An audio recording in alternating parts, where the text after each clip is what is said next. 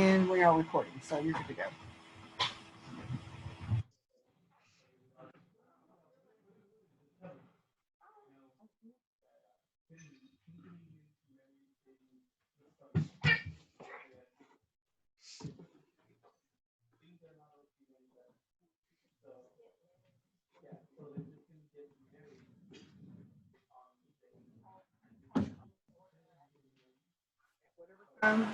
It is when you do that. Call the meeting to order at 6:32 p.m. Notice is hereby given that a regular meeting of the City of Sandy Oaks Planning and Zoning Commission will be held on Thursday, November 19th, 2020 at 6:30 p.m. at Sandy Oaks City Hall, located at 4451 Hickory Haven, Sandy Oaks, Texas 78112, which will be live streamed and accessible to the public as provided below for the purpose of considering the following agenda items. All agenda items are subject to action in an effort to advance the public health goal of limiting face-to-face meetings, also called social distancing. To slow the spread of coronavirus COVID-19, there will be no in-person public access to this meeting. In accordance with the order of the Office of the Governor issued March 16, 2020, the City of Sandy Oaks will provide a live stream video access of the meeting to the public. The public will be permitted to offer public comments telephonically or by audio as provided by the agenda and as permitted by the presiding officer during the meeting. Written comments may be submitted to the City Secretary up to 2 hours before the meeting by emailing cityclerk@sandyoaks.com and will be provided to the commission for their consideration. I have a call to order. Okay. Melissa Hadley. Here. Pedro Orduno. Here. Ken Bradshaw. Here. Doug Tomasini. Here. Joe Portman is absent. You have a quorum. Pledge of Allegiance.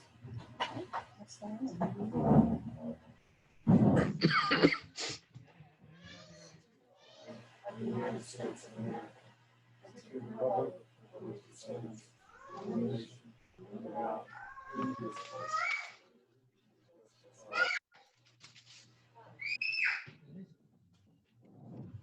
Citizens to be heard. To my knowledge, we have no citizens to be heard. So agenda item number 4 is workshop to discuss proposed comprehensive zoning ordinance for the City of Sandy Oaks and or take possible action on the proposed comprehensive zoning ordinance. Ms. Ortiz, do you want to kind of give us an overview? I think you and I went over it, but I'm not sure if anybody else has. Yes, let me start my video so y'all can at least see me. So good evening, commissioners. Good evening, chair. Good evening, Mayor. Good evening. So a few months ago, the City Council had adopted the comprehensive master plan for the city with a lot of citizen input that outlines the vision that the citizens and the council have for the general direction of the land use of the city, where residential areas would go, where commercial areas would go, where park spaces would go, just an overall view of where the city. It's a living, breathing document, very changeable. It will be changed multiple times and possibly reviewed comprehensively every 5 to 10 years, depending on how that vision for the citizens and the city council changes. What the city has not adopted and what can adopt is zoning districts, which outline the rules and regulations and specificities more that are in conformance with the master plan. So because the city doesn't have any type of zoning regulations and you are essentially starting from scratch, it's going to be very time consuming. You already have the vision of what the city wants and what citizens want.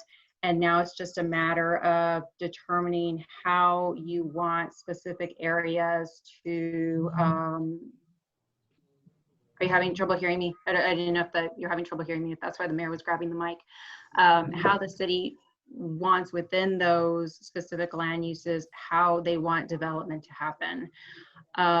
So because it is such a broad document, I was talking to the chair earlier about different sections and how the zoning commission, because the zoning commission will make a recommendation to the city council. The city council will have a public hearing with citizen input on specific zoning districts and rules and exceptions. And we were talking about how to tackle that. And so instead of having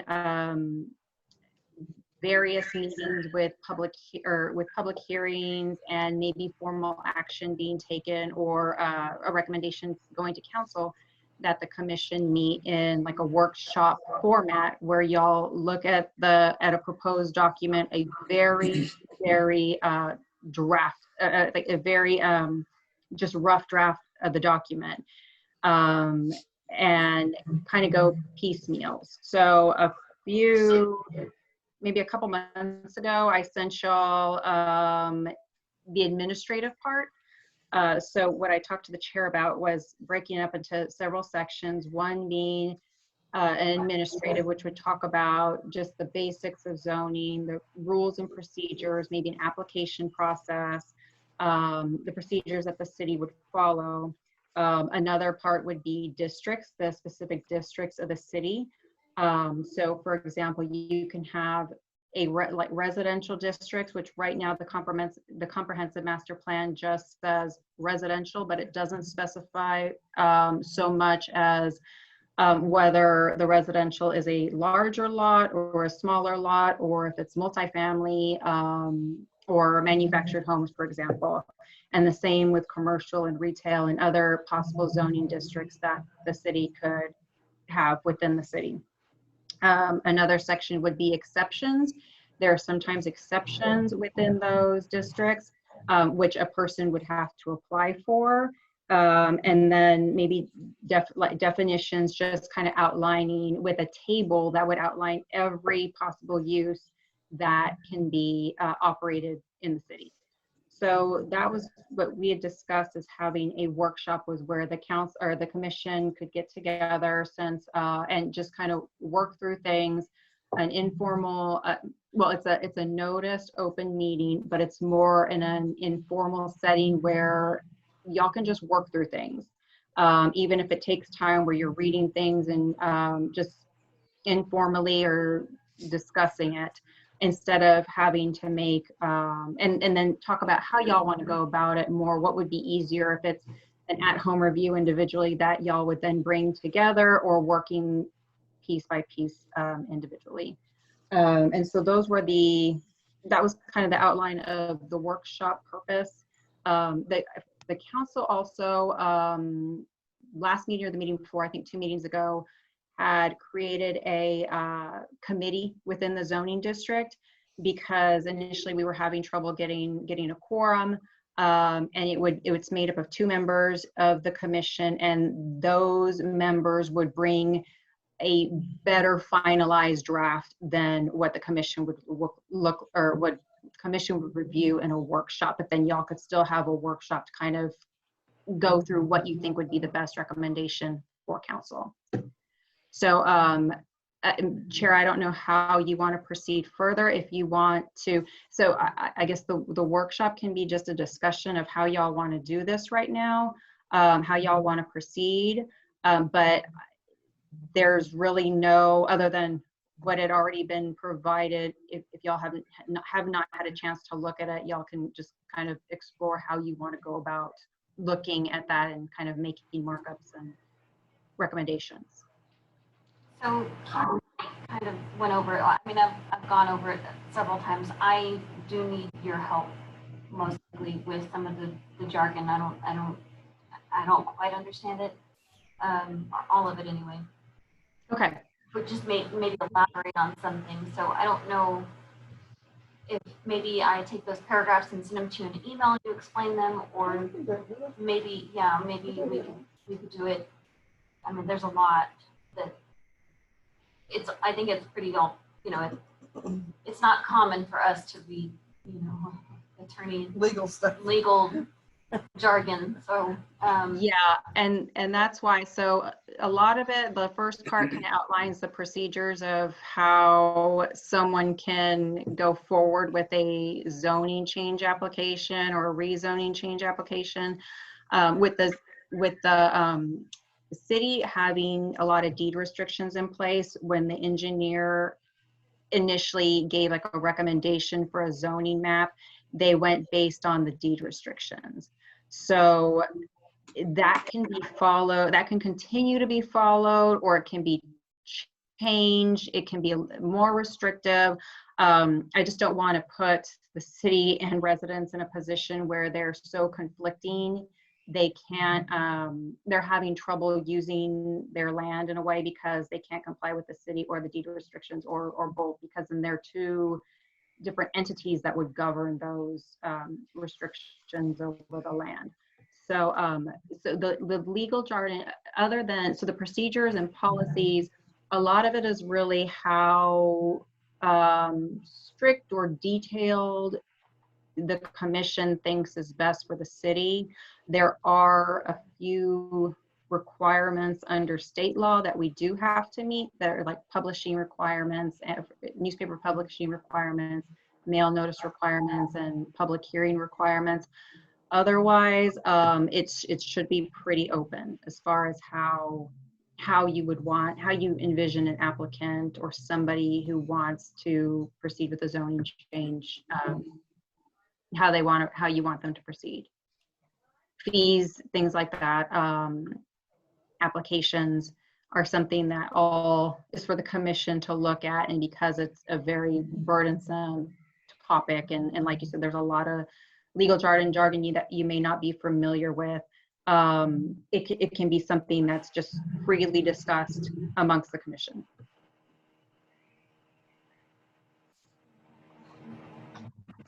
So I don't know if you either want to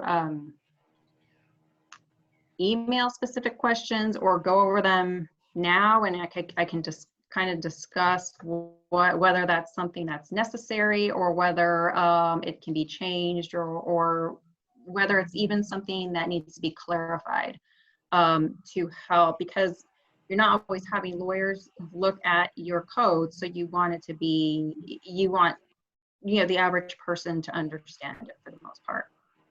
So I do have a question. Is there an expectation that at some point in the future, the deed restrictions would not be in place? They would be nullified in some fashion based on actions taken by this commission? Or by No, we shouldn't really override them. A lot of deed restrictions have termination. Yeah, they have a term, 25 years or whatever Right. it is at some point. So I don't know when these, or if all the deed restrictions have different end or termination dates. So once they terminate, if there's no other homeowners association to then enforce them, or to in order to keep them going, then they should expire, and then the zoning would, I guess, take its place. The zoning would be different from the deed restrictions, and we wouldn't really enforce, or we wouldn't really have to consider the deed restrictions so much as, but for a potential liability of the city where someone comes and says, I can't use my land because the city has this in place and the deed restrictions have this in place, and I can't comply with both. So that has been some problems where there are conflicting deed restrictions and zoning restrictions.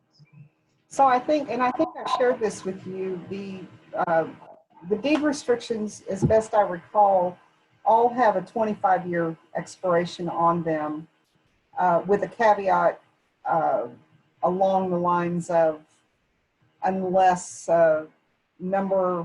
percentage of homeowners, whether that is within the entire subdivision or within that particular unit, that I don't know, they would have to, and since the WPPOA does not exist anymore, I don't know how they would petition to either continue or discontinue those. Yeah, I'm not sure what happened, how they can go about either voting to extend them or to retract them, since it doesn't exist. I think though individual citizens, they would have the they do have the authority to sue another homeowner even without the WPPOA in existence. I just don't know how they dissolved and what happened to anybody who was falling under that, if they dissolved properly, or if they gave any type of additional authority to just residents within that particular homeowners association or within each neighborhood or deed restriction to extend those, or how those would just expire. If there's no citizen or homeowner association willing to enforce them, then it may just be a wash for the citizens. Yeah, without kind of knowing how whether they properly dissolved and how those deed restrictions would how they would be enforced. And that really would go back to the developer, because the only thing that was in existence, and I know there's two people here and one on the phone who've been here for some time and may have some better input on that, but the WPPO, Waterwood Park Property Owners Association, had they were an intermediary between property owners and the developer, as I understand it. Is that correct? Yes, Ahead. basically. Okay. So there was no, uh, to dissolve that, it wasn't even a quasi judicial type organization at all. It was just, pardon? Yeah. It was strictly the deed restrictions were put in place by the developer, and that's where the enforcement resided with, correct? Okay. So we're looking more at how the developer dissolved their interest in the area. Is that correct? I think so, and I don't think the developer is really at least interested in pursuing, or in enforcing them. No. Right. not.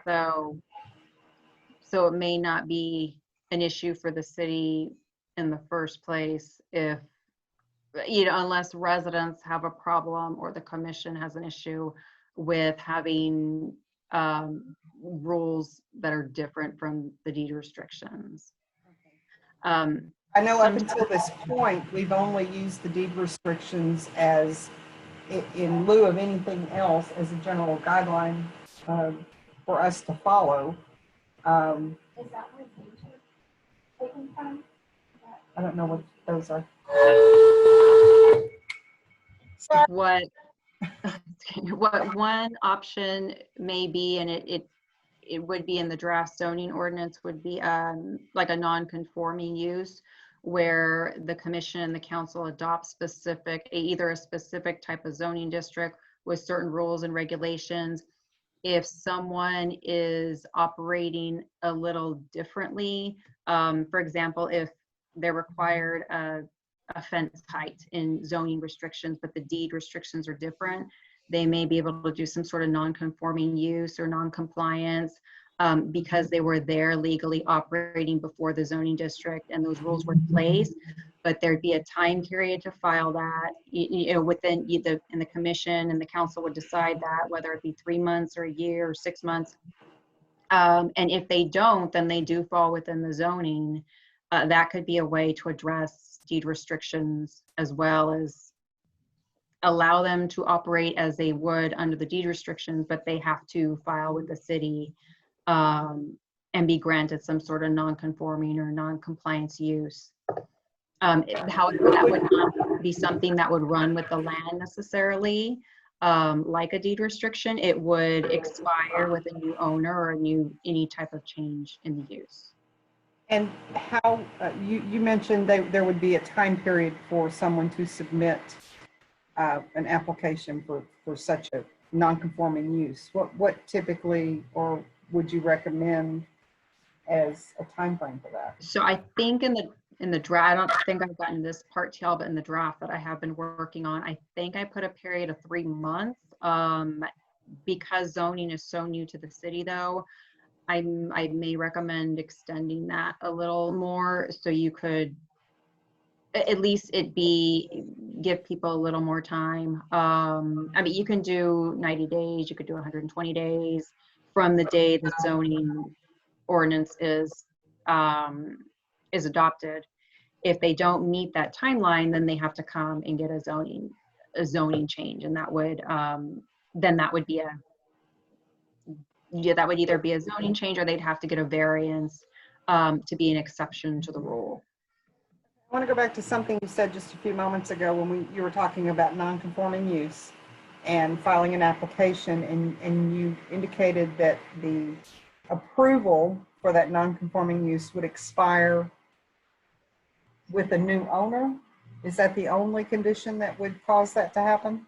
Or if they would ever change the use of any type of use in the land, then that would expire too. They could not go back to then their non-conforming use. Okay. Or if they've ever stopped using it and they're for what it originally was used for, if there's a lapse in time and the owner cannot prove that the prior legal use was still in existence for so long, or if it ever stopped, then they would not be applicable for that. And I know you and I have a couple of issues we're working on, and I'm thinking that that one property with the encroachment issue, that would not necessarily be a non-conforming use. That's something totally different, correct? Yeah, that would be different. Okay.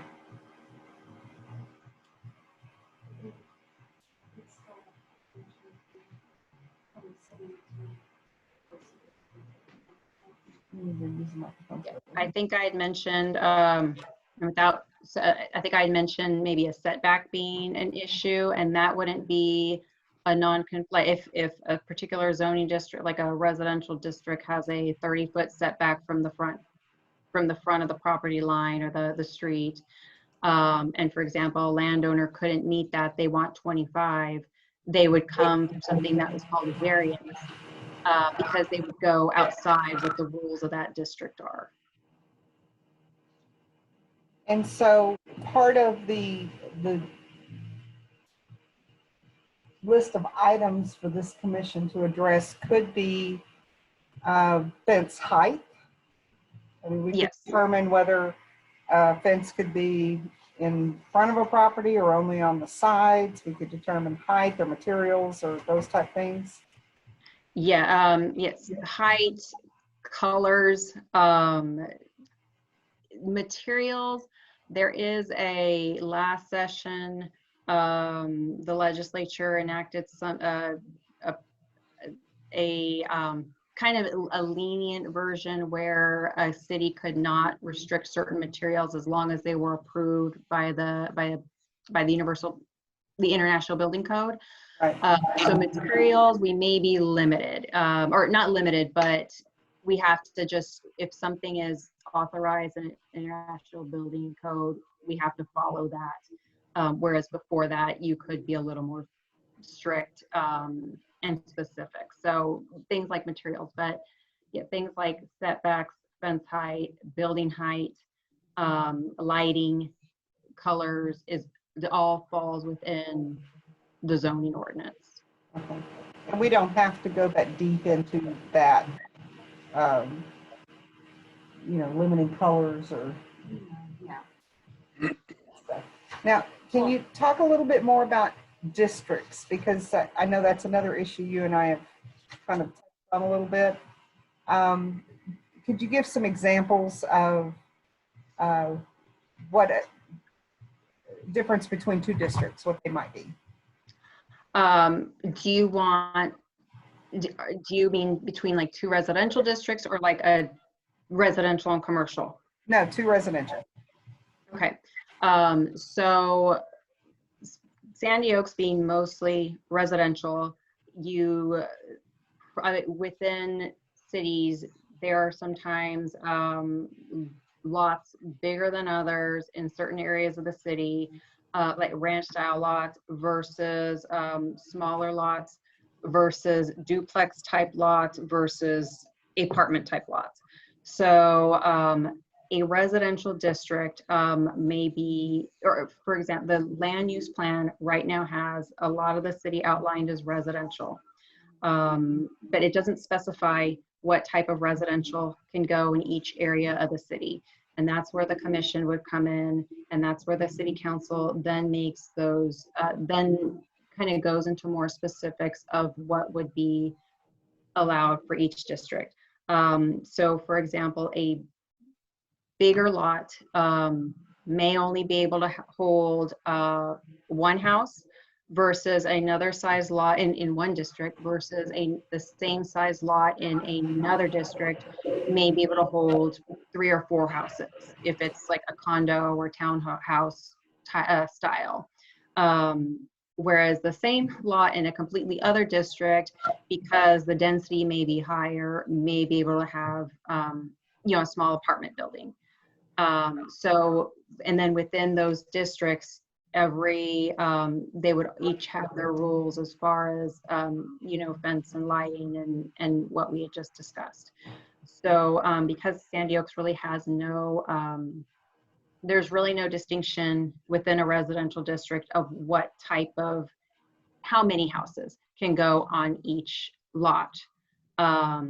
So looking at the bigger picture of the city, it's really what the commission and the council wants to recommend and what the council would envision of how many houses or how many, whether manufactured, whether there'll be an area for manufactured homes, whether there'll be an area for apartments or condos, or whether those will be something that would be prohibited in the city. Just certain types of homes, like a HUD type home or a manufactured home, you may not be able to prohibit completely out of the city, but you can designate certain areas of the city where lots would have bigger space, where people would be able to have more acreage versus whether they're closer to their neighbor, because a developer can come in and build more homes on a smaller lot. So I hope that kind of answered what you were requesting about different districts. And then the same goes for commercial, where there would be a commercial area, and one commercial area, one commercial district would have maybe an office, a small retail shop, and another commercial area could have something like the Dollar General. And then a lot of cities like to put buffer, they like to make sure that there's some buffers, some buffering between districts. So instead of going from commercials to the back of somebody's house, they may put something like an apartment complex or a bigger subdivision between the commercial area and a bigger lot residential area. Okay. So I do want to touch on the manufactured home issue. And I know we have an ordinance in place that limits new units or replacement units coming in to an age restriction of 5 years. We don't have any restrictions on existing units. You know, there's no push to remove them, or you know, that was never the goal. It was to keep it, to prevent less than desirable units from coming in. And I think from what you and I have spoken about, that may not be something we may be able to continue. Well, it would go, it would fall under the zoning district, or under the zoning ordinance. And instead, there may be particular districts where the current ordinance would apply to, but maybe not in another district, which would be, where an age restriction would be removed, for example. So not that it can't continue, but it would maybe be just designated to a particular area, or the current ordinance may apply to all areas of the city, and there'd be another area that would be where age would not be a restriction. So they could potentially be allowed to bring in units. If we designated a district, they would be able to bring in units that were older than the 5-year limitation we have in the current ordinance. Correct. Okay. That's if we, If if we, we do if we designate did, yeah, a choose to district do for it. okay. Yeah, there are a few ordinances within the city that would probably get wrapped into, be adopted with the zoning ordinance. I'm trying to think of one other than the manufactured home one right now. Like maybe the vendors one, or where vendors can operate in certain areas. It's other building code ones that have been adopted by the city, which may get brought into the zoning ordinance as well. They may be their own ordinance in addition, but then also get adopted with the zoning ordinance. So, and just to the other commission members, I know this is it's a lot of information, probably a lot of concepts that are new. And so this is why we thought this would be the best way to have to start talking about the zoning ordinance, was to just have a discussion among the members, or a question answer session of how this can come about and how it would work.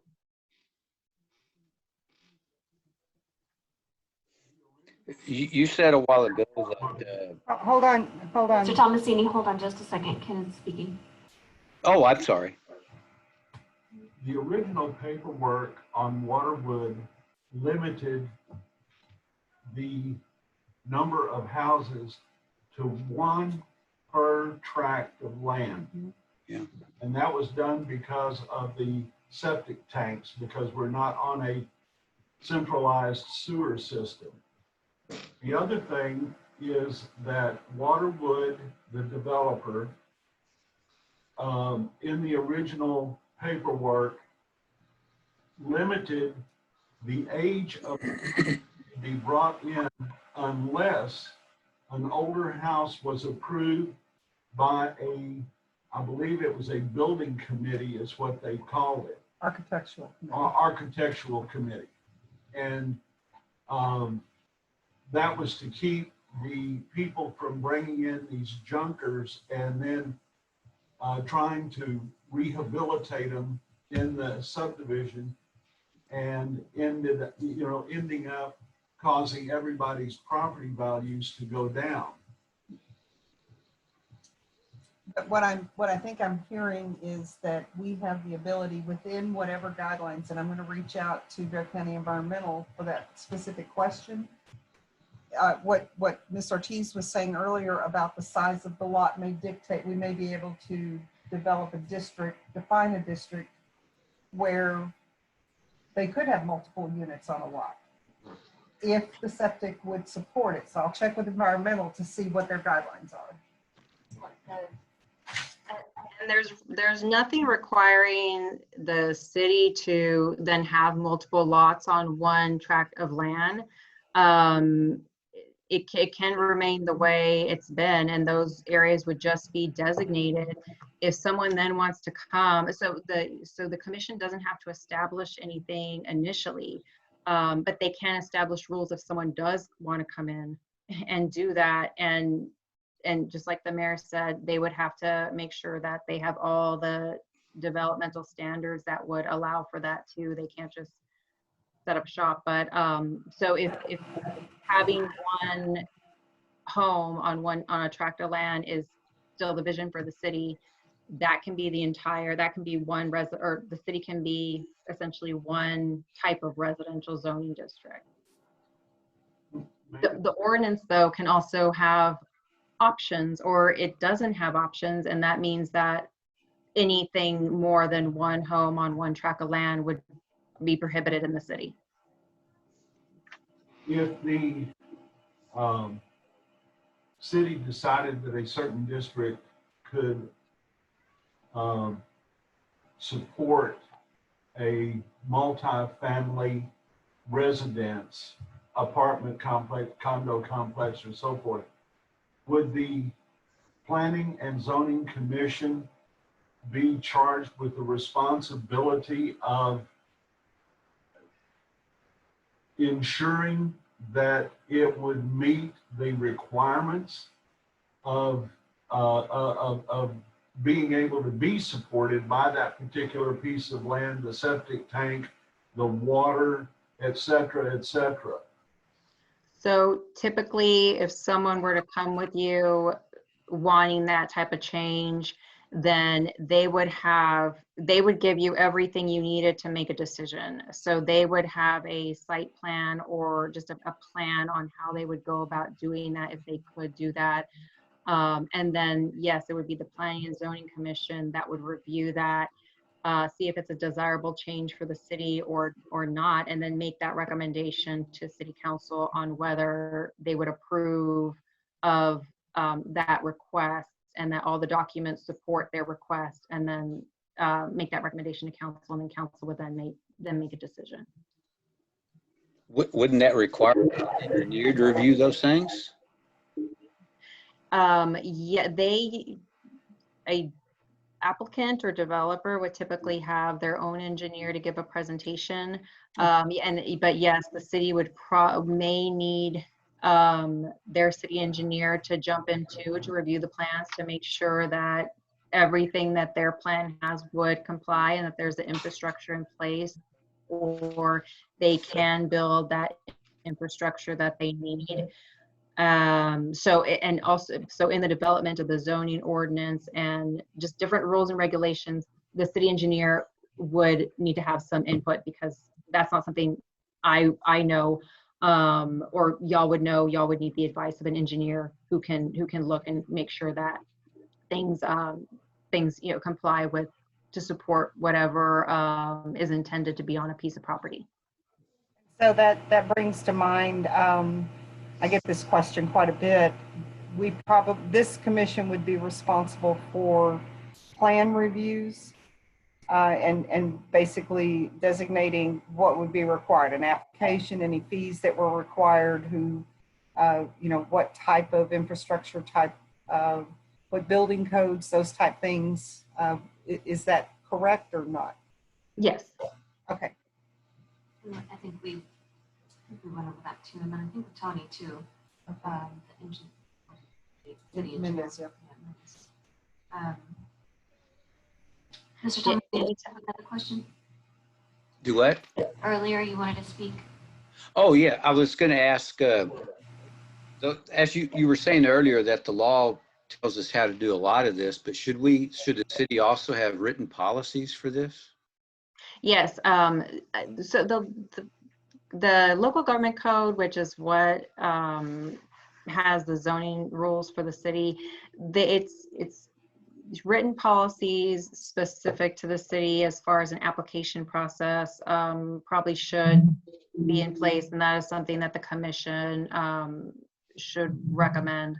What state law does say is just a rule for a newspaper notice, notice to neighbors within 200 feet, the amount of days you need to give that notice, and then a public hearing requirement is really the gist of those procedural laws. But any other policies would be what the commission would recommend, and then what council would approve, whether you can have more days newspaper notice if you want. You can have more public hearings, if that's what a bigger timeline, or as far as how far in advance you want an application to be put in before the commission can determine it. So yes, definitely policies, even rules that the commission follows itself. And then there's a Board of Adjustment that falls within the zoning ordinance too, The Board of Adjustments is a different commission. It's made up of the city council members, but they would also have their procedural rules and policies that they follow too.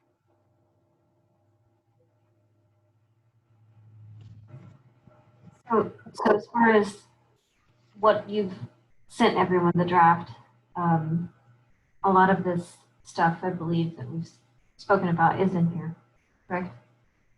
Yeah, the first part is really all the rules, procedures, policies part. If you think something isn't necessary for the city, mark it. We can strike it unless it's something that's required by state law, and I'll tell you this is required by state law. But if you think the maybe an application process is too burdensome, then that can be changed, and that's what y'all are for, is to make those type of recommendations and kind of see what's best for Sandy Oaks. Oh, any from the existing deed restrictions, or is this? Wait, I missed the first part of the question about. Did you pull these from the existing deed restrictions? No, these were just the ones that I had sent to everyone to look at, or are not from the existing deed restrictions Gotcha. yet. There will be a specific district section, and those will conform with what the engineer had initially how the engineer, before even the land use plan was adopted, how the engineer used the specific districts and how they identified the specific districts. Gotcha. Thank you. Would it be our responsibility to create the forms that are going to be used? You can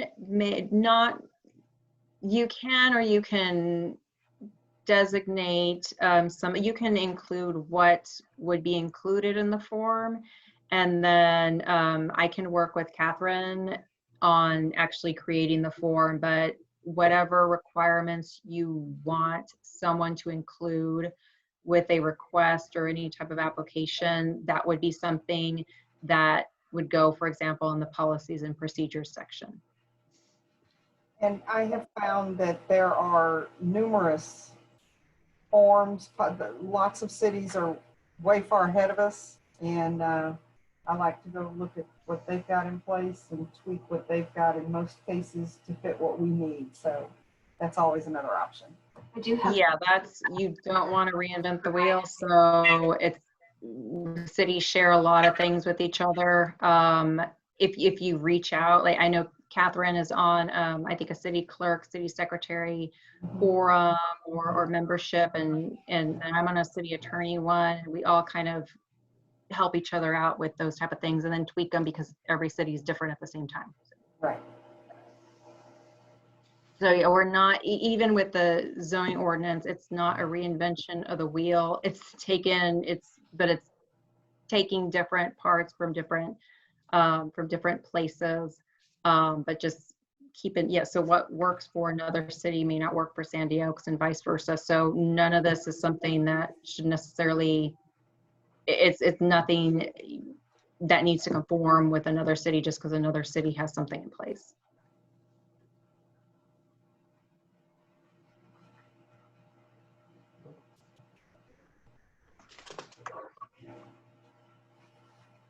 So if we had would the Planning and Zoning Commission also be the plan review? Would that be a separate committee? Would that be just another duty within the P&Z Commission? It's another duty within the P&Z Commission. Usually it's not really a discretionary duty. It's something if a plan meets all the rules, it needs to be approved. There's also sometimes if it's submitted, there's a 30-day window to approve, and if it's not, it's automatically approved. So there's some things like that. But so there are some things like that are the Planning and Zoning Commission, and plats are another purview of the Planning and Zoning Commission. And it's the same thing. As long as a plat meets state law, it needs to be approved. I remember in Tony had mentioned to y'all at one point that you can have a consent agenda where things like plats and plans, as long as they met all the requirements, and they could just go on a consent agenda and be approved. But that would take somebody, looking at it before the meeting, making sure it did comply with everything statutes or the code required. So at this point, I guess we continue with the committee inside the committee and review it, bring it back, and everybody can review it. When we bring it back, and Yeah, everyone can review that.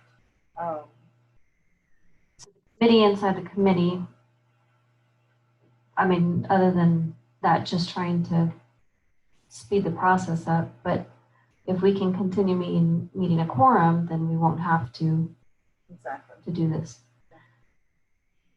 That two-person committee, as I understand it, is available if it's needed. Would that be correct, Ms. Ortiz? Yeah, it was created and it was given that task, I think, with the intention because a quorum was harder to meet. But if the commission can review it in these type of sessions, then the committee wouldn't be necessary. It really was just like a quorum and to expedite the process issue. Well, who can we send questions to? Questions about what? About the ordinance here. Okay, you can send them to me. I'm not a voting member on the commission. Yourself and the other three that are here in the room are all voting members. So the walking quorum is a concern, but you can send them to me and I can certainly reach out to either Cassandra or another member as necessary to get those answers for you. I believe you can Are we able, reach out. is one member allowed to contact one other member? Yes, Yes. Okay. that's what I was going to say. You can contact me, or you can contact Ken or Mr. Druno or Joe, but just that one person. Well, and Ms. No problem. I think that brings up a very good thing here. When we seem to tread very, very lightly, and I think justifiably so, with this walking quorum concern. And I've had some council members approach me with the same question. What I tell them is you are free to reach out to anyone else. If you are working with somebody on an item, a project, and somebody approaches you about the same project, you need to stop that conversation and let them know that, I appreciate the input, but I'm already working with somebody else. You don't even have to identify who that is, but that's just being proactive and making sure that you're not engaging in additional conversation that should not be happening. I think that may work here as well.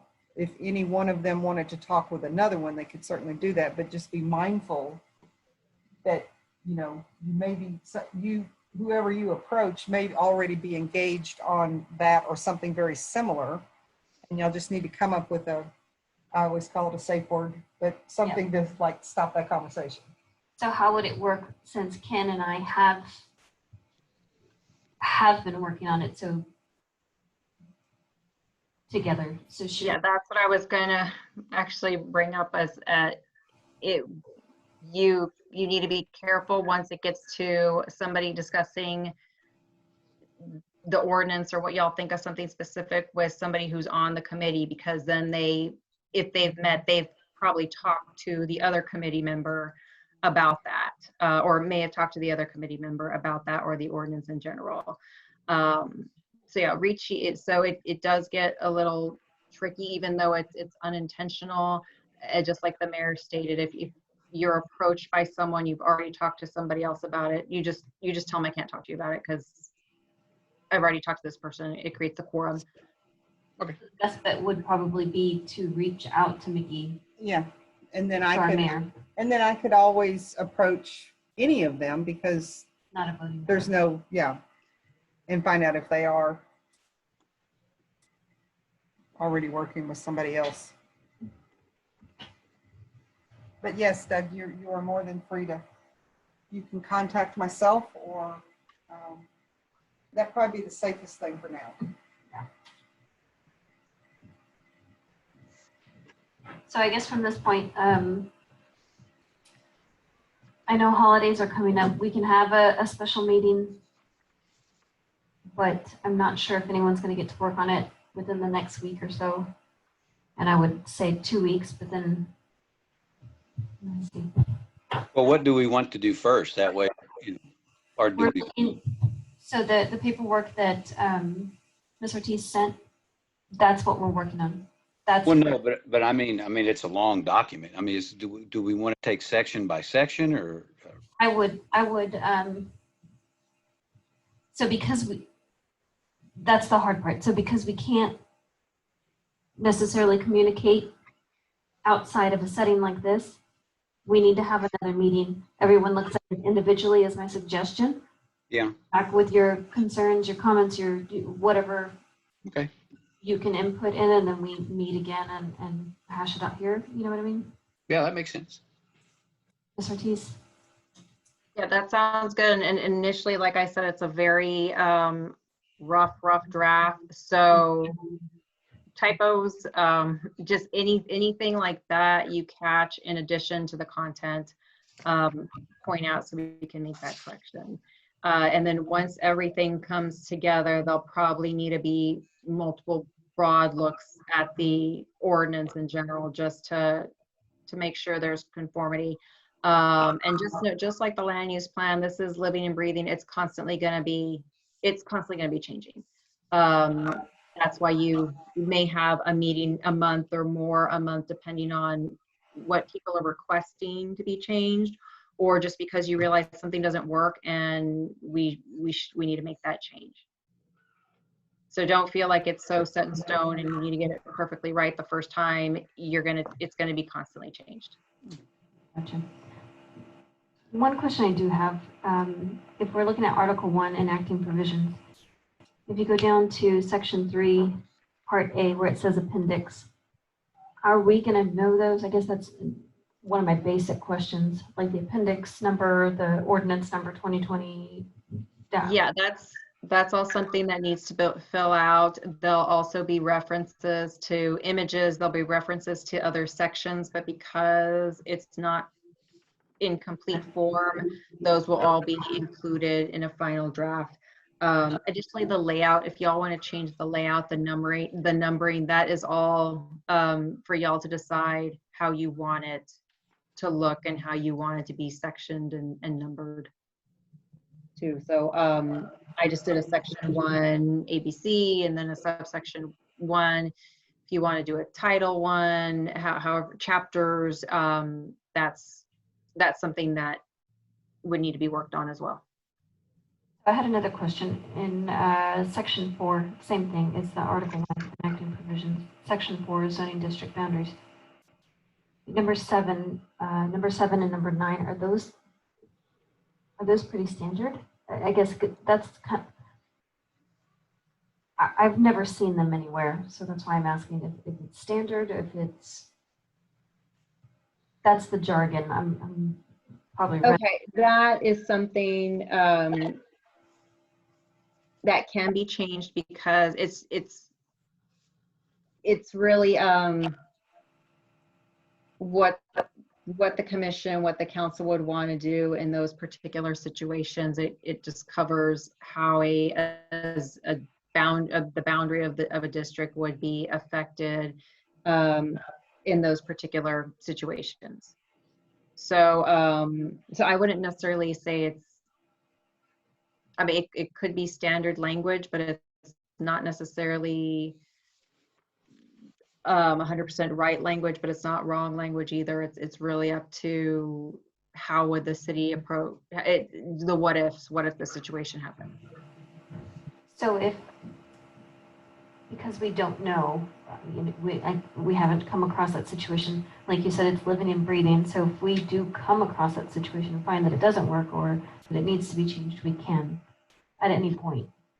Yes, if whatever is in place at the time the situation comes up would would probably need to follow this, but then it would be changed in anticipation of something happening if you know later down the line this is about to happen, or just anticipation of the next one if you find out something doesn't work out.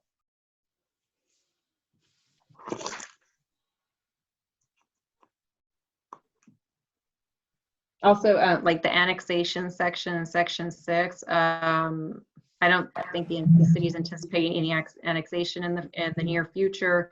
However, it's there in case there are any applications for annexation from an outside property owner, or the city would initiate an annexation. It's there just, you know, for the in case, because those things can happen, and someone may approach the city and there's nothing in place to address that type of situation. There are a lot of what ifs in the ordinance as well. So I did attend that workshop for the City of San Antonio PNC Commission. And they did say something about cell phone towers. They said to definitely put that in your zoning or your plan and zoning paperwork, because they're a nightmare to deal with, evidently. It's been a couple since July, so I don't remember exactly what they said. I think that they sent us a recording so I can listen to it again. But that sent up a red flag, because we are a lot of rural area out here, and yeah, I'll look at it again and maybe bring that up next time. But that's something that you do want to, that we personally. Yeah, yes, cell phone towers could be in the zoning. They could also be in a right-of-way ordinance that would be addressed separately. But yeah, it has been a big issue in the last few years. In the city now. Just to kind of tag on to the cell phone tower, I know CPS is working on what they call a small cell solution, and it's geared for 5G, which is where everybody's going anyway. So you would not have your traditional towers. They would be mounted on existing CPS utility poles, and that's another thing we can get into further down the line. It would involve us and CPS, and I know that ACOG has put together some, and CPS has as well. So just know that that's another option.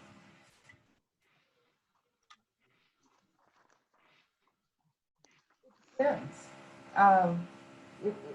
We would have to talk to the vendors, the actual providers. That's not CPS? No. Okay.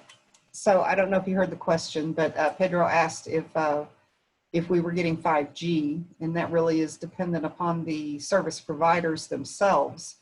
What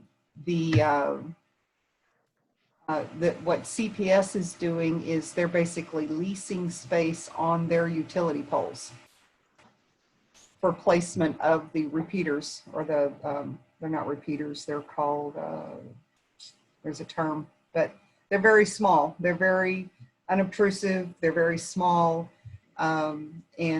So that's just another option in addition to our traditional cell phone towers that we've seen out here.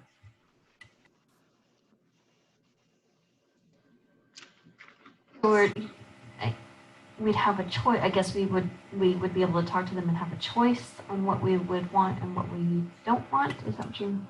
Well, I'm just saying that as technology improves, what you're accustomed to seeing is a traditional cell phone tower like you have up here right off the interstate. You're not going to see those as much anymore. The technology has improved to the point that, it looks like a street light pole, and it blends in with the surrounding area. Yeah. So yes, I do understand the concern about cell phone towers. And we have been approached by a couple of companies that want to install something very similar. It's a repeater type thing. But I would anticipate, certainly we want to address it in the planning and zoning. But technology, I think, is going to get to the point that that particular topic will become a non-issue.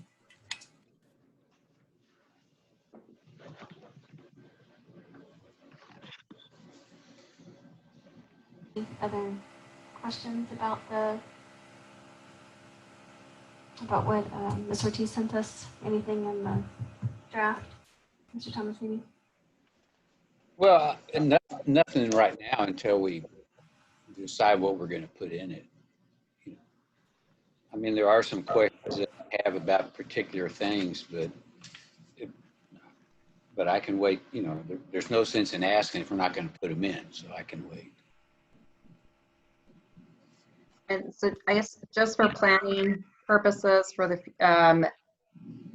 I know the holidays are coming up, but would it be easier for the next section for y'all to work on and look at? Would it be easier for y'all to look at a list of every potential use that could possibly go within a city That would be nice. first and decide what you want? Or would it be easier to look at rules and regulations for specific, like maybe a broader category for specific districts? And I don't know, maybe y'all want to digest this first part that I sent you first before getting into that. I was just trying to plan ahead, and then just know with the holidays coming up, meeting times may be a little more limited. Would any of that help with what you currently sent us? No, it'd be a very different category. It'd be a more specific about, you know, for example, a fast food chain would be allowed in this district and this district versus a bar in this district and this district, versus, or I could send something like that, or I can send, and not districts, but would be allowed or maybe not be allowed in the city. Maybe the best way to approach that first. Isn't this, I'm sorry for interrupting, isn't this the groundwork though, what you've sent us already? Wouldn't that be considered the groundwork? We work there and then kind of work our way up? Yeah, that's what, so I was just In the future. yeah, for the future, I guess after this part. Yeah, I would say send it, and that way we can at least, it helps us look, and I would say maybe both of them would be fine. Okay. Yeah, it would help generate just some discussion and all of it, yeah. I think so. Okay. Thank you. Oh, and then Mr. Thomasini, you said nothing right now. Is it anything that, nothing? Well, it's just stuff like, you know, who, you know, we have to have inspectors, who's going to do that, and, you know, that kind of We have thing. to have what? We have to have people inspect buildings and stuff like Oh, that. yeah. That can wait until later. Yeah. Anybody else have any questions, Mickey? No, I'm good. Nothing else. Ms. Ortiz, anything?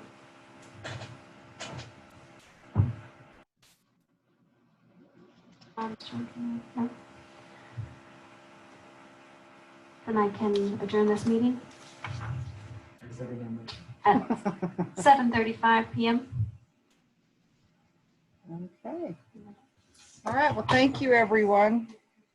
All right, good night. Thank you. Thank you so much. Good night.